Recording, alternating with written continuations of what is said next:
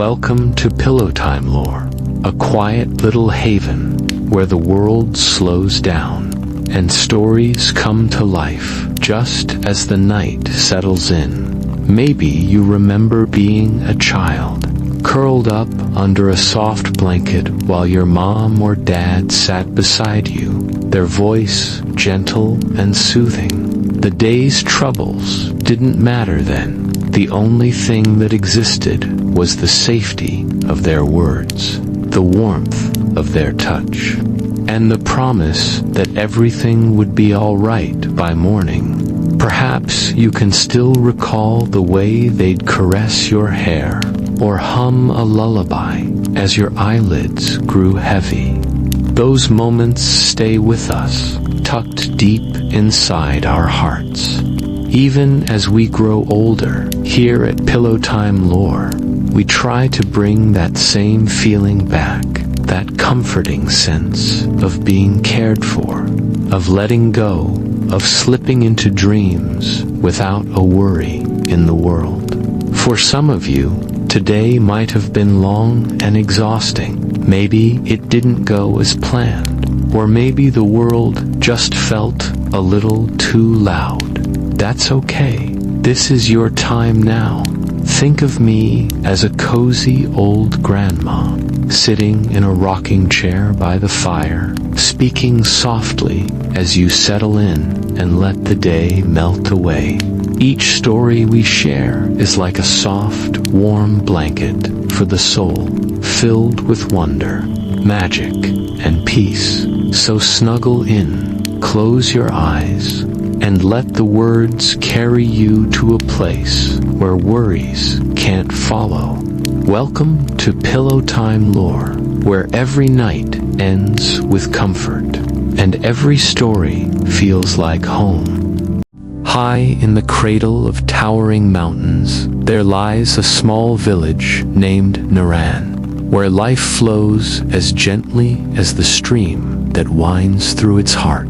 The villagers rise with the golden sun and rest beneath silver moonlight, their days guided by the steady whisper of the stream. For generations, it has provided them with water, with life itself, and with a sense of calm in a world that can so easily turn wild. But one summer, the stream begins to fade.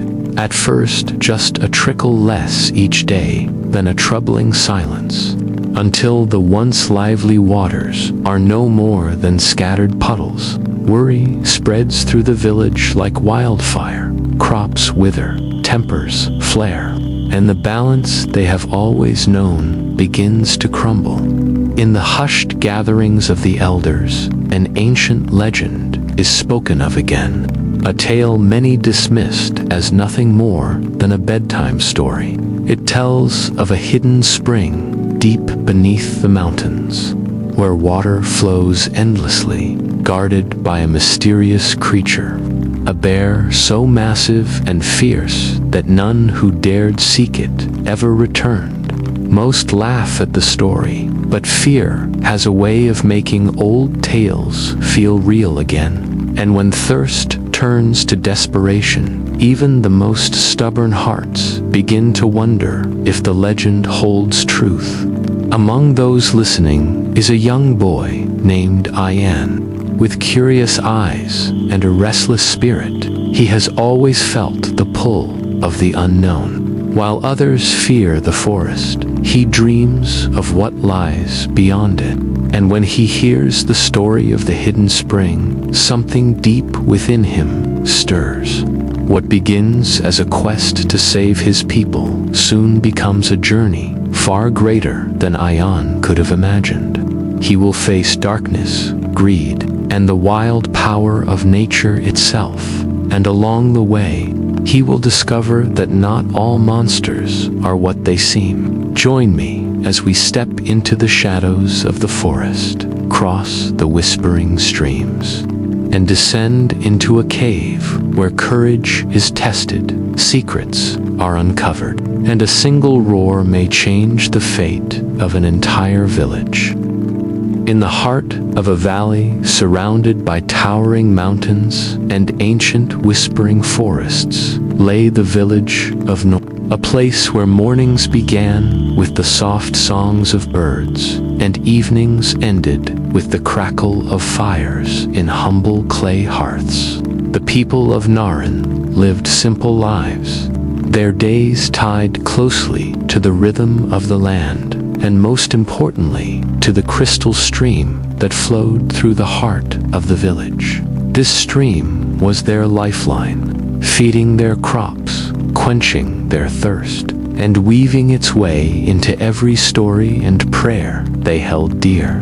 Yet lately, its once lively waters had begun to fade, trickling weakly over the smooth stones, leaving the villagers restless and uneasy. When water grows scarce, patience runs thin, and the drought began to test even the kindest souls. The fields turned dry and brittle under the sun's harsh gaze, and the laughter of children playing by the stream was replaced by quiet murmurs of worry. One evening, as the sun sank behind the mountains, painting the sky with streaks of orange and gold, the villagers gathered in the central clearing, their faces lit by flickering firelight. It was there that the oldest man in the village, Elder Barham, rose slowly to speak. His voice cracked with age, but carried the weight of years and memories. "They say beyond the dark trees and jagged rocks," Barham began, leaning heavily on his wooden staff, "there lies a hidden spring, a spring blessed with water so pure it never runs dry. But it is guarded by a great bear, a creature of both shadow and spirit, one that watches over the cave and punishes those who enter with greed in their hearts." Some villagers shook their heads and chuckled nervously, brushing it off as an old tale told to frighten children. Yet others stared into the fire, their brows furrowed. For when times are hard, even legends begin to feel like hope. Among the crowd sat Ayan, a boy of 15, with bright, curious eyes that seemed to hold more questions than answers. His father had been a skilled woodcarver who had taught him to see beauty in the smallest details. A curved branch, a smooth stone. His mother had passed when he was very young, leaving behind only the warmth of her lullabies. Ayan felt the stirring in his chest as he listened. Unlike the others, he didn't laugh. He believed there was truth to the elder's tale.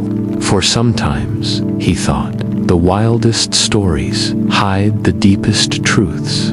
And as the firelight danced in his eyes, he felt the pull of the mystery calling to him like the faint whisper of the fading stream.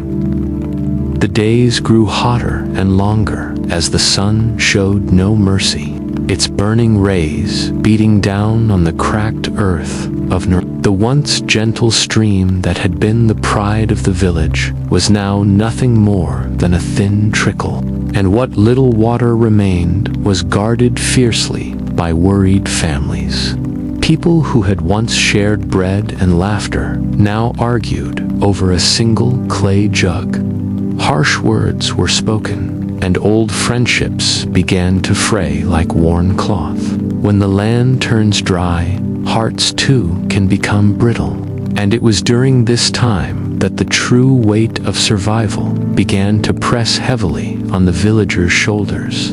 One evening, as the sky turned a deep violet and the first stars began to appear, the elders gathered in the council hut, their voices low and sharp, like the rustling of dry leaves. Ayan, curious and restless, slipped quietly to the window. Listening to their hushed words, Elder Barham's voice rose above the others. Trembling with both fear and resolve, the hidden spring inside the cave is our only hope now, he said. If we do not reach it soon, the village will wither, and so will we. Another elder muttered about the guardian bear, warning that anyone who dared venture near would never return. There was silence after that, a silence so deep it seemed to fill the room like smoke. Ayan's heart thudded in his chest as he crouched in the shadows outside. He had heard enough to know what he must do, though he was young. He carried a bravery that was rare and sometimes reckless. He thought of his father, whose hands were now too weak to carve wood, and of the neighbors whose eyes had grown hollow with thirst. He could not sit idly by while the people he loved suffered. There are moments in life, he thought, when a single step can change everything. And though fear may whisper in your ear, courage must speak louder. That night, while the village slept beneath a sky heavy with stars, Ayan quietly gathered what little he had. A small bag of food his father had set aside, and a handmade spear he had once carved from a sturdy branch. He moved silently through the moonlit paths, the air cool and tense with promise as he glanced back at the slumbering village. His resolve hardened. He would find the hidden spring, face whatever awaited in that cave, and return with hope for his people, even if it meant walking straight into the jaws of danger. The sky was still painted in deep shades of night when Ayan slipped quietly from his home. The village lay hushed and still, wrapped in the cool breath of dawn. His heart pounded in his chest, not only from fear, but also from the thrill of stepping into the unknown. He clutched his spear tightly as he crossed the narrow wooden bridge that marked the edge of Naren. Beyond it lay the forest, ancient and vast, a place of whispers and secrets, the kind of place where stories are born and courage is tested. The moment Ayan entered the forest, the world seemed to change. The trees stood like silent giants, their branches weaving together so thickly that only threads of pale light slipped through. The air was damp and rich with the scent of moss and earth. Yet there was a weight to it, a heaviness that pressed against his skin. Each step he took was softened by layers of fallen leaves, and every sound seemed louder in the stillness. The rustle of branches above, the snap of a twig beneath his foot, the faint rush of something moving unseen. At first, excitement burned bright inside him, filling his legs with strength and his heart with determination. He imagined himself returning to the village, a hero, carrying water from the spring while the elders looked at him with pride. But as the hours stretched on, that bright fire began to waver. Shadows clung to the edges of his vision, and strange sounds echoed through the trees. A low growl in the distance, a sharp crack as if something heavy had stepped on a branch. Fear began to creep into his thoughts like a slow, cold fog. Then he noticed the claw marks, deep gouges running down the bark of a towering tree. He reached out to trace them with trembling fingers. The grooves were so wide, his entire hand fit inside one, and a shiver ran through him. These were not the marks of an ordinary animal. Something massive lived here, something strong and wild. He swallowed hard and glanced around, his senses sharpening. Every rustle now felt like a threat, every shadow like a pair of watching eyes. Still, Ayan pressed forward, gripping his spear until his knuckles turned white. Somewhere ahead, he heard the faint, promising murmur of running water. Like a secret voice calling his name, he followed the sound deeper into the heart of the forest, knowing that whatever lay ahead, turning back was no longer an option. The sun dipped low behind the mountains, its last rays filtering weakly through the dense canopy, and the forest began to change. The cheerful chirping of birds faded, replaced by a heavy, expectant silence. It was the kind of silence that made your skin prickle, as though the very trees were holding their breath. Ayan's legs ached from the long day of travel, so when he stumbled upon a small clearing beside the stream, he decided it was the safest place to rest before night swallowed the world completely. He gathered a few dry branches and twigs, building a small fire whose flickering light felt like the only friendly thing for miles. As he sat by the fire, gnawing on a piece of dried bread from his pack, Ayan couldn't shake the feeling of eyes on him. It was a strange, crawling sensation between his shoulder blades, like invisible threads tugging at his nerves. He glanced over his shoulder again and again, but the forest only stared back at him, dark and endless. The stream bubbled softly beside him, yet even its gentle sound seemed muted, as if the forest itself was listening. He lay down eventually, wrapping his thin blanket around himself, but sleep refused to come. The air felt too heavy, too full of unspoken threats. Then it came, a sound that made his heart leap into his throat, a low, deep breathing carried through the night air, slow and steady, almost deliberate. It was followed by a faint growl, so soft it was nearly lost beneath the rush of the stream. Ayan froze, gripping his spear so tightly his palms began to sweat. His gaze darted through the shadows, and then he saw them, two glowing eyes hovering in the darkness, not far beyond the reach of his firelight. They did not blink or move, they only watched, cold and unblinking. Ayan's breath caught, every instinct screamed at him to run, yet his legs felt like stone. He stayed perfectly still, his chest rising and falling in quick, shallow breaths. The creature let out another low growl, a warning, or perhaps a test. Then, as suddenly as they appeared, the eyes were gone. Melting into the darkness without a sound, Ayan sat trembling beside the dying fire, his heart pounding wildly. Fear clung to him like a second skin, but beneath it was something stronger, determination. He whispered to himself that he had come too far to turn back. Now, whatever was out there, he would face it for the village, and for the promise of the hidden spring. The morning sun crept slowly through the canopy, spilling soft golden light over the forest floor as Ayan awoke stiff and sore from the restless night. The memory of those glowing eyes still clung to him like a stubborn shadow, but there was no time to dwell on fear.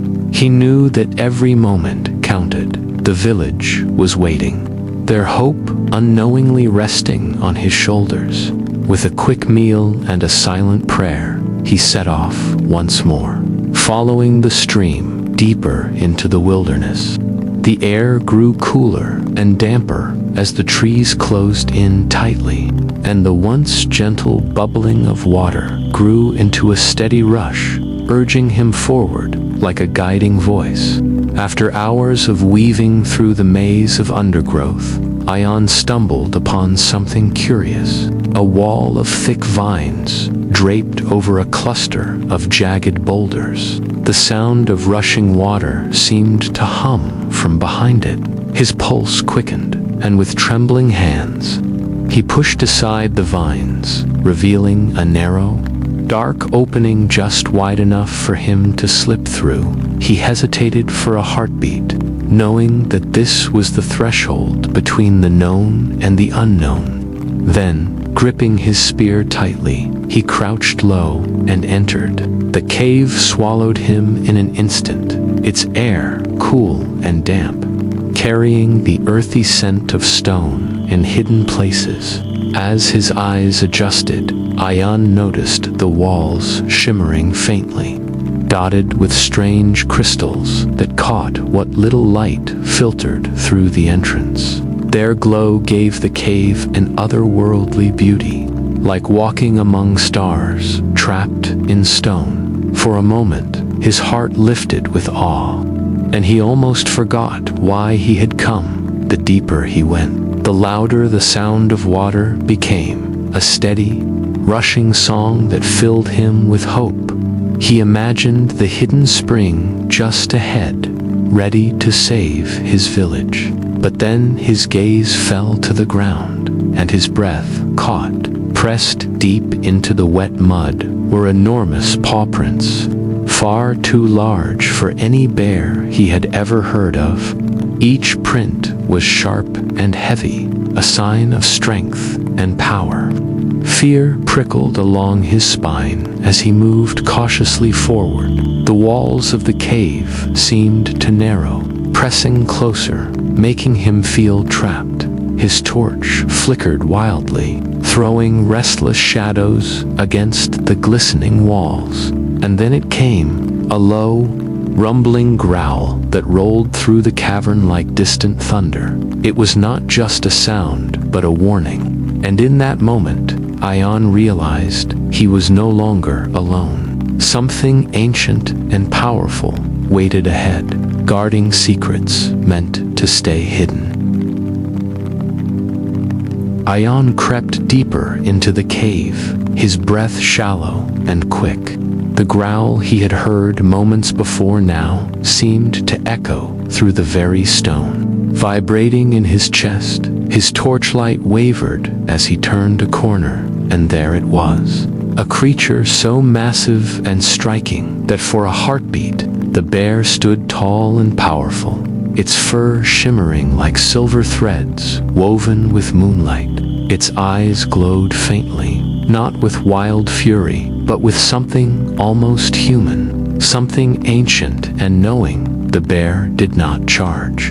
Instead, it planted itself firmly between Ayan and the rushing sound of the hidden spring. Its head lowered, its muscles tense, and then it roared. A sound so deep, it seemed to shake the walls around them. Ayan stumbled back, heart hammering. He raised his spear, though he knew it would be useless against such strength. But there was something strange about this roar. It was not mindless rage.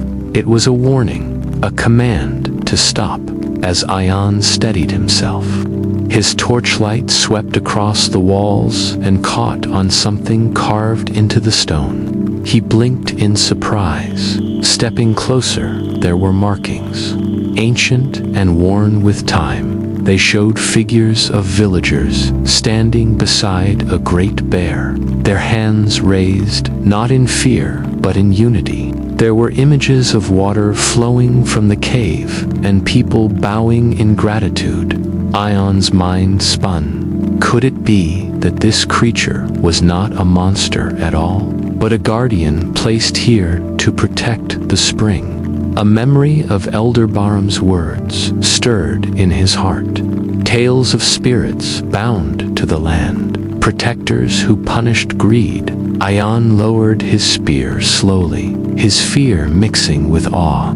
He met the bear's gaze and felt, for just a moment, that it understood him, that they were not enemies, but two souls standing on opposite sides of an ancient promise. Then, just as the air between them began to soften, a new sound sliced through the stillness. Voices, rough and urgent, carried through the narrow tunnels behind him. Ayan froze, his blood running cold. Someone had followed him all this way. The bear's ears twitched, its head turning sharply toward the sound, and in that instant, Ayan realized the danger was far greater than he had imagined. The true threat might not be the guardian at all, but the people who had come chasing the same water he sought. From the dark tunnel behind Ayan, the shuffle of boots and the sharp clink of metal rang out, and before he could hide, a group of men emerged from the shadows, their faces hard and weathered, eyes gleaming with a hunger that had nothing to do with thirst. They carried torches that hissed, casting wild, twisted shapes on the cave walls. Ayan's breath caught in his throat as he recognized their leader, a broad man with a jagged scar running from his temple to his chin. His grin was cold and sharp, the kind of smile that never reached the eyes. "Well, the little guide has done his job," the man sneered, his voice echoing off the stone like a dark laugh. "We followed you all this way, boy, and now we will take what we came for." His words dripped with greed, and Ayan realized with horror that they had never cared about saving the village. These were not men seeking survival. They were hunters of treasure and power, men who saw water not as life but as gold to be hoarded. The bear let out a low, thunderous growl that rolled through the cave, its massive form shifting forward, standing like a wall of living muscle between the spring and the intruders. Its silver fur glimmered in the torchlight, making it seem almost otherworldly. The men faltered for a moment, their bravado flickering like their torches, but the leader only sneered wider. Raising his torch high, "Scare it off," he barked, and the others obeyed, waving fire and shouting, trying to drive the bear back. Their voices filled the cave, loud and ugly, the kind of noise that feeds on fear. But the bear did not retreat. It stood its ground, roaring so fiercely that the very walls seemed to tremble. Ayan pressed himself against the cold stone, his heart pounding wildly. He knew he had to choose a side, yet both sides were dangerous in that moment. Ayan understood something deep and frightening. The bear was not the true danger. Greed was. It lived in men's hearts, and it would always come back unless someone stopped it. The villagers needed the spring to live, but if these men claimed it, the whole valley would suffer. Ayan's fingers tightened on his spear, his fear melting into resolve. He would not let the hunters win, even if it meant standing beside the very creature he had once feared. The moment the leader raised his torch higher, the cave erupted into chaos. Firelight danced wildly against the crystal walls, shadows leaped like restless spirits, and the air filled with the roar of the guardian bear and the shouts of men blinded by their own greed. Ayan's heart thudded like a drum as he ducked beneath a swinging blade, the cold stone scraping his shoulder. The hunters surged forward, their torches hissing, their weapons clashing against rock, and the bear met them with a ferocity that shook the ground. Its massive paws swiped through the air, sending two men sprawling into the mud. Yet there were too many of them, like a swarm that could not be stopped. Ayan knew brute strength alone would not win this fight. He had to use his wits. The very thing his father used to say was a warrior's truest weapon. With a deep breath, Ayan darted through a narrow passage he had noticed earlier, calling out to the hunters with taunting words, his voice echoing and twisting through the tunnels. Anger blinded them, and several gave chase, their boots pounding after him. The tunnel grew tighter and tighter until the men stumbled into a dead end, their torches flickering desperately as the walls closed around them. Ayan slipped away like a whisper, blocking the passage with loose stones and leaving them trapped in darkness. When he returned to the main cavern, the scene was worse. The leader was locked in a terrible dance with the bear, his blade flashing and the bear's claws striking. The sound of their struggle filled the space like a storm. Ayan's breath caught as the leader lunged toward him, rage twisting his scarred face. At the very last moment, the bear barreled between them, taking the blow meant for Ayan. Its roar was both pain and defiance, echoing deep into the earth. Suddenly, a sharp crack split the air. The ceiling groaned and began to crumble. Chunks of rock tumbled down as water burst from hidden cracks in the cave floor, flooding the ground in a cold, rushing stream. The sacred spring was awakening, and with it came a choice. Ayan could run now, leave everything behind and save himself, or he could stay, risk his life, and protect both the spring and the guardian who had fought beside him. As the water rose around his ankles and the roar of the cave grew deafening, Ayan's mind returned to the faces of his village, to the laughter of children, to his mother's tired smile, and he knew in his heart that some battles were not meant to be fled from. Some battles were meant to be won, no matter the cost. The cave trembled like a living beast as the bear reared up on its hind legs, its silver fur glowing faintly in the dim crystal light. Then came the roar, a sound so deep and ancient it seemed to rise from the heart of the earth itself. It rolled through the cavern like a wave, shaking loose stones, splintering torches, and echoing far into the tunnels. The hunters froze, their faces pale and their hands trembling. For in that roar they heard not just a beast, but a warning, a promise of doom should they take another step forward. One by one, the hunters stumbled backward, their courage shattering like thin ice underfoot.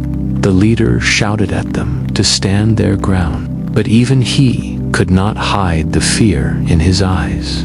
When the bear slammed its massive paw into the ground with a thunderous crash, the last of their resolve broke. Weapons clattered to the floor as they turned and fled into the darkness, their screams fading until only silence remained, leaving behind a cave littered with their greed and cowardice. Ayan stood there breathless, his heart pounding like a wild drum, and slowly the realization dawned on him that the battle was not yet over. The sacred spring gushed wildly now, water spilling in chaotic torrents that threatened to tear through the cave and flood the valley below. Ayan scrambled to gather rocks, logs, and anything he could find, his hands raw and bleeding as he worked the bear. With surprising gentleness for such a mighty creature, nudged heavy boulders into place, the two of them side by side, fighting not against each other, but against the raging force of nature itself. As the last stone settled and the water began to flow steadily instead of violently, a calmness filled the cavern, the kind of silence that comes after a storm has spent its fury. Ayan sank to his knees, chest heaving, and looked at the bear with tears blurring his vision. He had once seen it as a monster, a threat, but now he saw it clearly, not as a creature of fear, but as a guardian chosen by the earth to protect this sacred place. The bear lowered its great head and gave Ayan a soft, almost affectionate nudge, a gesture that spoke of gratitude and farewell. Ayan reached out and brushed his fingers through its silvery fur, a memory he knew he would carry for the rest of his life. Then, without a sound, The guardian turned and disappeared deeper into the glowing tunnels, leaving Ayan alone, but no longer afraid. For he now understood that true strength lies not in fighting nature, but in protecting it. The sun was barely peeking over the mountains when Ayan stumbled back into the village. His clothes torn, his body weary, but in his hands he carried a small wooden vessel filled with clear, sparkling water. The villagers gathered quickly, their tired faces lighting up with hope as they saw the life-giving water.